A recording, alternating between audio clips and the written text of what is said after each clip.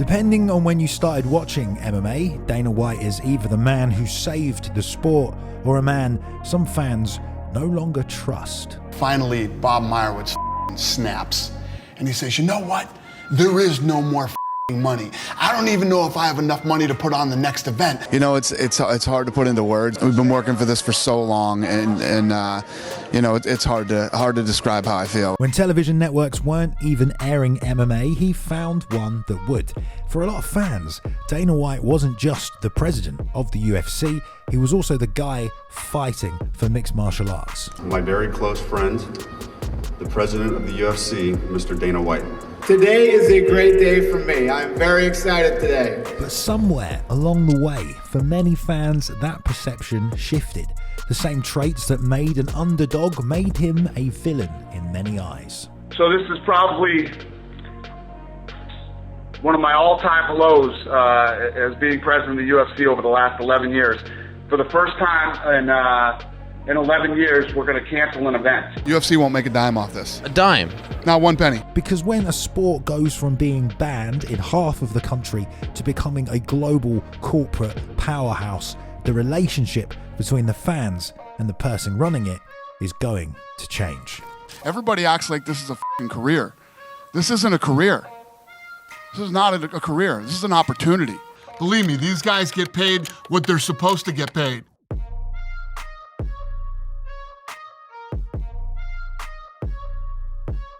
To understand why some fans feel the way they do, or maybe have changed their opinions over the years, you have to understand how people used to view Dana back at the start. How the UFC fans from the 90s viewed him when he convinced his rich billionaire friends to buy a dying combat sport that was slowly being outlawed across the country. Because in 2001, Dana White wasn't a billionaire executive presiding over a global empire, he was a 32-year-old fight promoter who was having trouble getting his own lads even signed. So I start managing Chuck and Tito. Yeah. Okay? And those were the guys, right? At that time, the UFC didn't even want Chuck Liddell. They didn't want him in the UFC. They wouldn't sign him. The UFC at the time wasn't powerful. It was completely fusion core levels of radioactive. Aggressive politicians had labelled it human cockfighting. Athletic commissions were not going to sanction it in its blood sport state. The same went for the cable companies who didn't want it on television, and all the while as well, the company was just hemorrhaging money. Something Dana actually kinda accidentally found out while trying to negotiate for his own guys, apparently. I'm on a call with Bob Meyerowitz, the owner of the UFC. And I'm trying to negotiate Tito's contract, and I'm trying to get Chuck into the UFC. Finally, Bob Meyerowitz snaps, and he says, you know what? There is no more money. I don't even know if I have enough money to put on the next event. Safe to say, if you were a UFC fan in 2001, honestly, it didn't matter how much you liked the product, because it wasn't going to survive much longer. I called Lorenzo and Frank, basically said, there's no more money with the UFC. That is, of course, when he got the idea to suggest that they just buy it. And yeah, from a lot of perspectives, when Dana White appeared at UFC 30 in January 2001 to announce on pay-per-view a new takeover that was determined to save the sport, he seemed like a literal hero.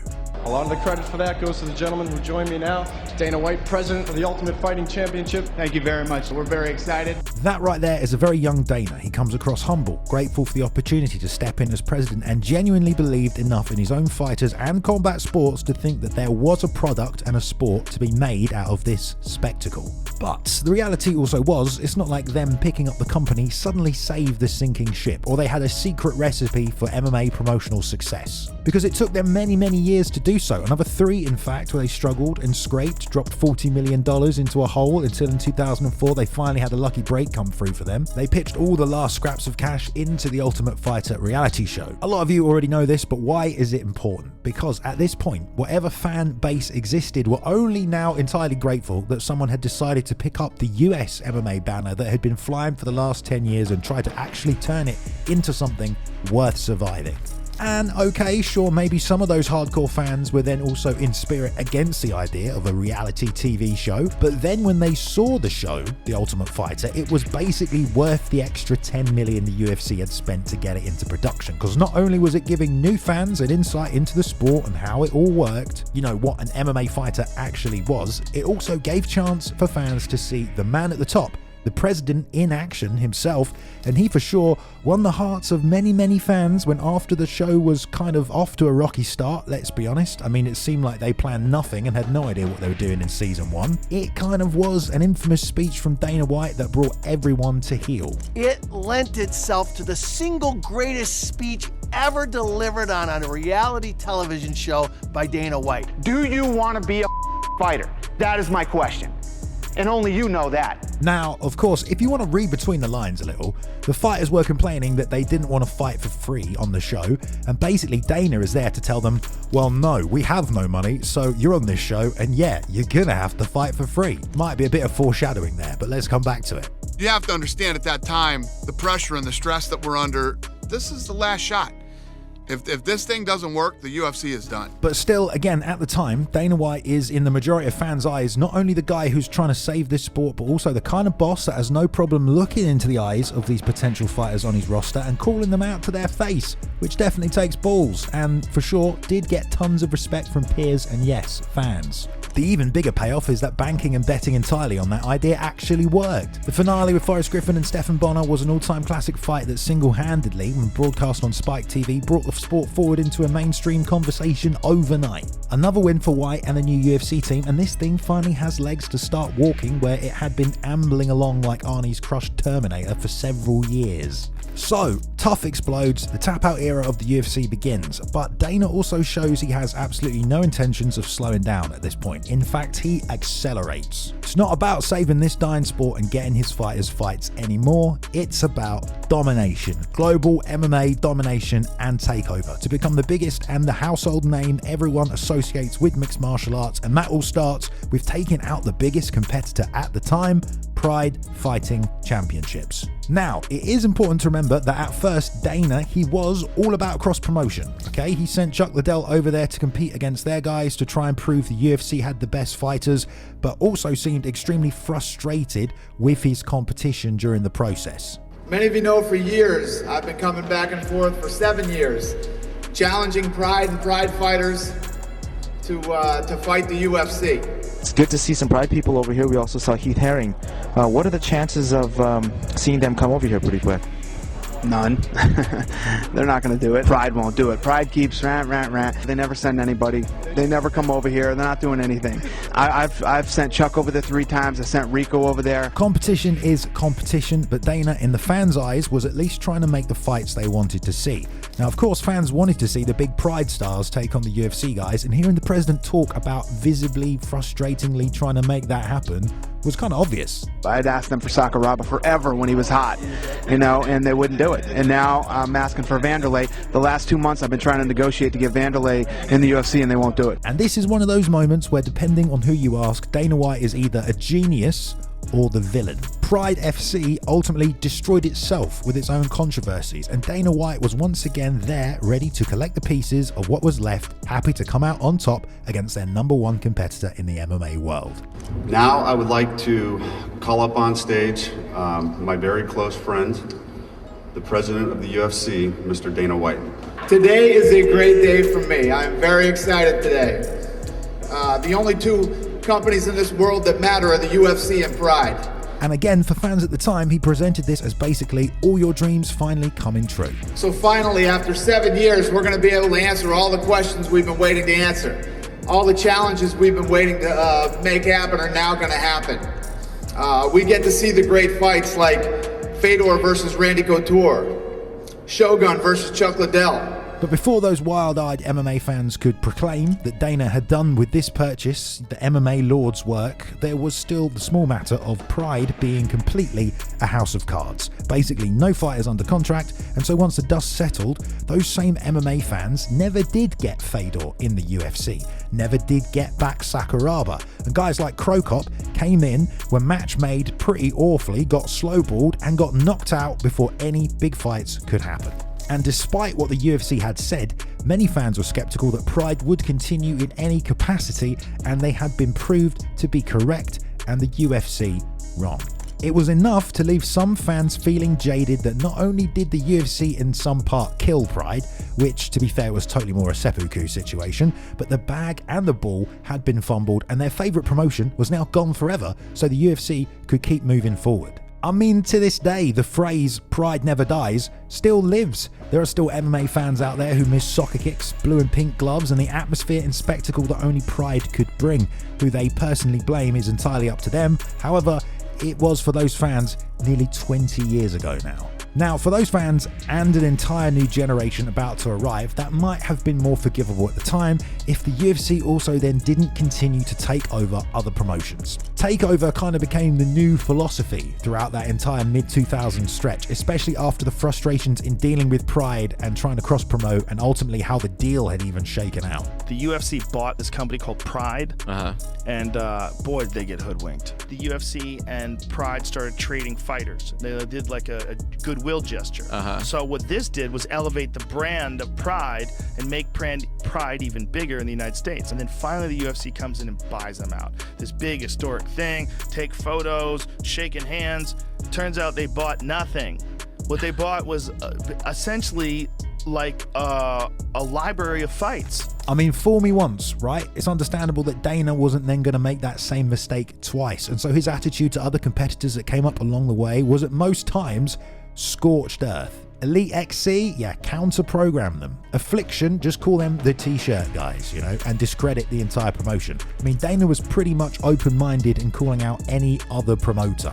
It taught fans, yes, this man will do anything to protect his product and his promotion. Now, again, at the time, there were also a lot of fans that loved that. But many hardcore fans, they still wanted cross-promotion, and Dana didn't. He wanted consolidation, and to be fair, he kind of won. After Pride, there were a series of rival promotions that all ended up under the UFC banner. The WEC and its entire roster and lighter divisions got folded in, and then Strikeforce got bought as well in 2011. Now, over this period of time, the UFC got bigger and bigger as its exposure and TV partners also got bigger and bigger, and Dana White was still at the helm, seemingly the most happy man in the room regardless. Fox Studio here. This is now going to be home for the UFC. How are you feeling about this deal? You know, it's hard to put into words. This is the right deal, and we've been working for this for so long, and it's hard to describe how I feel. I mean, it's true. Everything Dana had been working towards since they took this thing over was finally coming together, and it had already been 10 years in the trenches at this point to make this thing happen. He was proud, and the majority of fans were there with him, believing that this guy was at the heart of making moves that were better in the sport. I mean, all the while, the Dana White Fight Week Vlog Week series was running. This was pre-embedded, and he was backstage congratulating fighters, handing out bonuses personally. I'm gonna be there.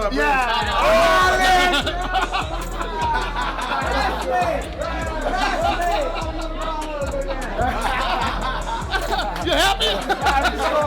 I mean, these fighters seem truly blessed for the opportunity to be in the UFC. I've already told you every day, but man, I'm just honored to be part of this. This is probably the most proud thing I had in my life. But with one major deal always comes another, and entering a new era with Fox, the UFC started to turn in some ways perhaps more corporate than ever. And there was a shift in how things had started, from the underdog promoter fighting the system to now he was the system. And by eliminating all the competition, more and more what the UFC started to say when. Some of the early signs of that tension were in relations and negotiations with fighters, like at UFC 151, where Jon Jones' opponent Dan Henderson got injured and the UFC offered him Chael Sonnen on short notice. Jon refused the fight, and Dana White just publicly exploded at him and his team for it. Probably one of my all-time lows as being president of the UFC over the last 11 years. For the first time, we're going to cancel an event. One of the things that you guys have heard me brag about a million times is how UFC doesn't have to cancel events. We can, we can always find a replacement. Some fans thought it was all Jon Jones' fault, that he should be ready to face a guy coming up a weight class on 8 days' notice, no matter what, and defend the belt. And Dana obviously agreed. A guy who's a world champion and considered one of the pound-for-pound best turns down a fight. I'll go on the record saying this guy is sport killer. But many fans and media thought that the UFC perhaps should have stacked the card a little better, and then perhaps they wouldn't have to cancel. I mean, MMA Junkie called what the UFC were doing a complex blame game. And many fans on messaging boards kind of agreed. Some of these fans had already started to feel that with the influx of new fighters and now a new schedule under the Fox banner, that Dana and the UFC had kind of been stacking up these new Fox cards with big names instead of building up their pay-per-view cards. And they were charging fans for those and were left now without an event at UFC 151. Some saw the cancellation decision as a way of simply spiting Jon Jones publicly. It wasn't the only event, but certainly one that sits large in the history books, and that is to say nothing of fighter likeness discussions and boycotts that the UFC had gone on over video games around this time as well. Needless to say, it was another domino, and before we knew it, the pay-per-view was completely cancelled and Dana White's no BS mode had once again been activated. And slowly, only more trust was lost from certain fans throughout this era with other massive decisions, like the Reebok deal, what was marketed and wholeheartedly in some ways an effort to bring a more professional look to the sport by giving all the fighters matching kits and uniforms under one sole sponsor, also took hundreds of thousands of dollars from fighters across the roster that could no longer advertise their own sponsors on their kits or during fight week. Now, okay, it took the hassle out of those fighters having to arrange that stuff, but a 6-year deal that was meant to cover all the costs at the time, but came with a tiered payment system that left many fans feeling like the fighters were being hard done by. I mean, you literally had Forbes writing articles about it as if the UFC were directly exploiting fighters and pay gaps. You say that all the money, all the revenue is going to the fighters. UFC won't make a dime off this. Not one penny. We're giving all the money to the fighters. I'm all about fair. I want what is fair for everybody. Now, some of that may have been true, none of it may have been true, but even back then, the top comments on this MMA fighting interview kind of tell the story. The hardcore fan base just weren't buying any of it and had already developed enough of their own reasons to not directly trust Dana White. The Reebok deal was one of those first times you could feel the UFC shifting from that chaotic tap out anything goes era into something more league-like, more corporate, and I guess if you want to say it, more controlled. While it had been put forward as necessary growth, and in a way it was, a lot of fans didn't buy that either because a lot of fighters themselves weren't exactly celebrating, and there was another narrative circulating online amongst the hardcore fan base, especially after USADA and drug testing arrived shortly after. And that narrative was, this isn't for the fighters, this is to make the UFC look clean and sellable. And then 2016 rolls around and the UFC gets sold for roughly $4 billion to WME IMG. One thing that the Fertittas always did is that they cared about this sport. Under their leadership, it was sanctioned in different jurisdictions where it wasn't before. It was taken globally. Initially, fans are going to ask, well, now that the Fertittas are out, is that going to continue? Is this sport going to be viewed the same? And Dana White tells me, absolutely it will be. I asked him if fans are concerned, what would you tell them? And his exact response was, the sport is going to the next level. From this point on, this isn't just a fight promotion anymore. Not a passion project saved by casino owners and a fight promoter, it's an entertainment asset. Now, again, there's many ways fans look at this. For some, getting a deal and being on ESPN was everything they'd ever hoped for their underground sport. Recognition at the same level as every other sport, and deservedly so. But the way they'd gotten there wasn't exactly the same either. I think there's a multiple level of platforms that we have to address to monetize content. Dana told everyone the sport is going to the next level. He would have signed a 55-year deal to stay on and run the UFC. But those same hardcore fans who started to lose faith in his decision-making process being best for all the fighters also pointed out that Dana owned around 9%, which estimated his payday to be around $360 million for the sale. Plus a new deal tied to profits under the new owners, which obviously did nothing to silence the crowd of fans already complaining that fighters were being underpaid and undervalued. The entire sport had done a 180 transformation at this point, from a commodity that no cable network would touch to the hottest deal in combat sports history. How could things ever really be the same again? And fans online felt the same. Now, the UFC itself then got a massive amount of new fans during the global pandemic, and tons of support from the existing fan base who obviously appreciated everything the UFC team and machine and Dana White did to get the UFC back as the first sport going, to keep the fights moving, keep everyone getting paid. That's how I look at this business too. What is the worst position we could possibly be in? My number one goal is always, I don't want to lay off any of my employees, and I don't want fighters sitting inactive and not being able to compete. But under this new regime, well, one of the biggest monsters that had literally caused the "do you want to be a fighter" speech in the first place raised its head yet again: fighter payment. Something a lot of fans are on the side of the fighters for, even for someone like John Jones. If you remember back at the start of 2020, when Jones versus Ngannou was the fight everyone wanted to see at heavyweight, Jones had supposedly asked for, quote, Deontay Wilder amounts of money to take the fight. It didn't help that John took to Twitter as well to basically call his boss a liar in front of everyone.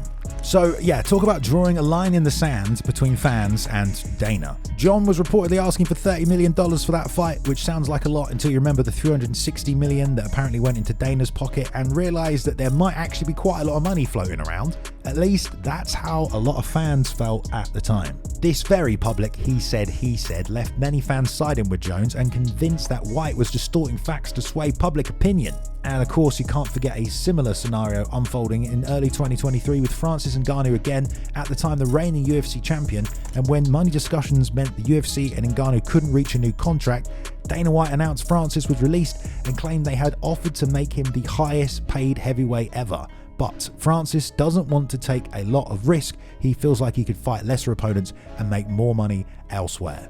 Which, yeah, again, a ton of fans just saw him as throwing Francis under the bus and basically trying to make it seem like he didn't want to fight or was scared. Now, honestly, I don't know how much money Francis Ngannou was asking for. Money is a tricky one because there were fans who just wanted to see the man fight regardless of what anyone was saying. But with Ngannou left the lineal UFC heavyweight title, a belt that could be traced back to frickin' Royce Gracie himself, and unfortunately, it seems like that belt will never return back to the UFC history books, and that one hurts my soul. Ngannou ultimately wasn't happy with his contract and had to sit out for a long time just to even get out of it. But sadly, it is ultimately fighter pay that perhaps will become this biggest point of issue for most MMA fans, and why many started losing trust in the UFC and Dana White himself, well, that and the antitrust lawsuit case. In this case, it was essentially revealed that UFC fighters only receive less than 20% of revenue share, which fans and media quickly compared to other sports, only to find, yeah, I mean, it's less than half of some other sports, you know. MMA arguably also more life-threatening than, say, the NBA. And Dana, as usual, spoke his mind exactly. We get into all this money and the stuff that's going on right now. Everybody acts like this is a career. This isn't a career.